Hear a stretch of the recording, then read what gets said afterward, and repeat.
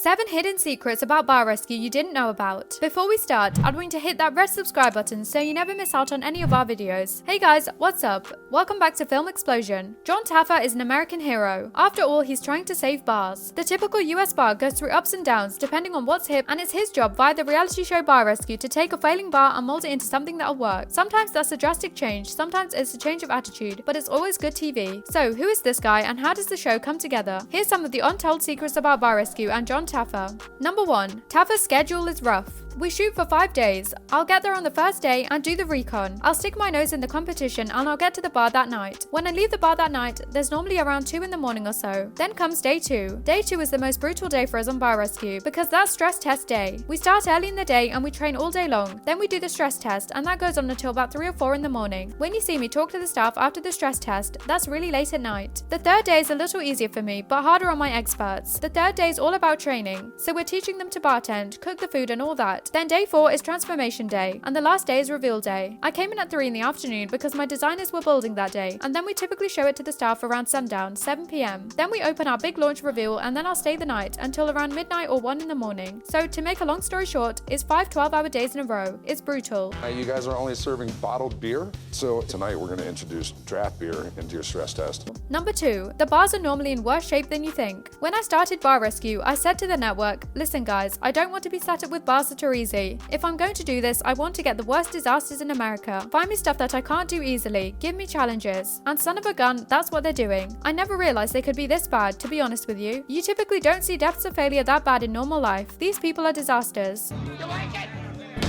There you go, man. Right where it belongs. On you. Number 3. The bar owners kind of know when Taffer is coming. This really gets me. I've done 37 episodes now of Bar Rescue. This will be our 30th episode that aired. In almost all the rescues I've done, they think I'm going to come to one of the 3 bars in the neighborhood. So they're not sure I'm walking through the door, but they're pretty certain I will. You'd think after watching 20 or so episodes of Bar Rescue, they'd clean up before I come, because they know I'm going to go ballistic, and yet they still don't clean up. I found that it speaks to why they're failing. Even when you know I'm coming, you still can't get it together. Sometimes it's laziness, sometimes it's ego. A lot of the guys think, I'm the guy Taffer's going to love. He's not going to scream at me. He's going to love everything I do. A lot of them are surprised to find the opposite. You'd be stunned to find out how many people say to my producers and such, oh, he's not going to scream at me. Everything's going to be perfect. And then I walk into an incredible, excuse my language, hole. It's just remarkable, and it happens all the time. I've seen what I need to see, guys. Let's shut this bar down. Why don't you guys come back Sunday night? I'll show you what a real bar looks like. Number 4. Bar Rescue's John Taffer ran the Troubadour. The famed Troubadour in West Hollywood is an American institution. The list of the artists who played at the bar or coffee house is a who's who of all the best musical acts. It's where Bob Dylan first plugged in, Elton John made his US debut, and where John Lennon and Harry Nilsson, drunk on brandy Alexanders, heckled the Smothers Brothers. John Taffer ran the Troubadour during a transition period when the music changed from folk to punk. He was there when Harry Nilsson, again drunk on brandy Alexanders, got into it with punk fans. He also was on hand for the Troubadour's 25th anniversary when a lot of big names came back as a fundraiser of sorts to help fix the broken plumbing responsible for standing water in the kitchen. Taffer's resume is quite extensive, managing bars and coffee shops on both coasts before opening his own bar in 1989, so he can walk the walk to an extent. Number 5. Bar Rescue has been accused of fakery. If you don't already know this show is fake, then I have a bridge to sell you. But hey, you don't have to watch one whole episode of the show to find out it's fake. People who've been on the show will save you the time and just tell you. Like Nina Wyatt of Schaffer's Bar and Grill, who said the crew fed them lines. She isn't the only one throwing around accusations. Owner Ryan Burke said, during my first interview, I was asked how much money we are losing each month. My exact words to the producer were, what would you like me to say? Producer's response, for our story, you're losing $10,000 a month and losing your house and closing down next month. All of which isn't true.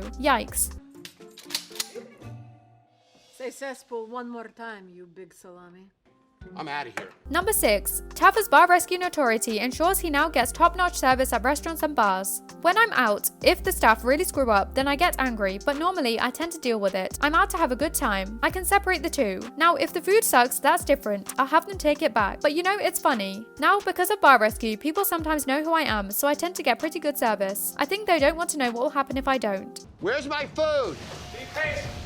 No, I'm not patient. I want my freaking food. Number 7. Bar Rescue's John Taffer has ties to the NFL Sunday Ticket. Bar Rescue's John Taffer ran a very successful sports bar that you can say is the first time when his expertise came into play. Executives with ComSat approached Taffer about an idea they had. Would out-of-market NFL games play well in sports bars? Taffer dove into the project and wrote up a market analysis on how much bars could afford to pay to carry non-local NFL games and what the impact would be on their business. And thus the predecessor of NFL Sunday Ticket was born. This meant you didn't have to stuck into a TV market like Orlando, watching only Tampa Bay or Jacksonville games on the local broadcasts. Instead, you could go to the bar and watch your beloved West Coast or Midwest team because you probably just moved to Orlando a few months earlier to get away from the cold. ComSat took the idea to the NFL, complete with Taffer's marketing plans, and the NFL loved it. In fact, the NFL loved it so much they did it themselves. They even hired Taffer away, and he worked on the advisory board for NFL Entertainment for a few years. He didn't invent the NFL Sunday Ticket, but he certainly shaped what it is today. This brings us to the end of our video. I hope you enjoyed it. Hit like if you did, and don't forget to subscribe to our channel so you don't miss out on any of our videos in the future. Also, watch the 2 videos that are on your screen because I'm sure you'll love them. With that, I'll see you in the next video.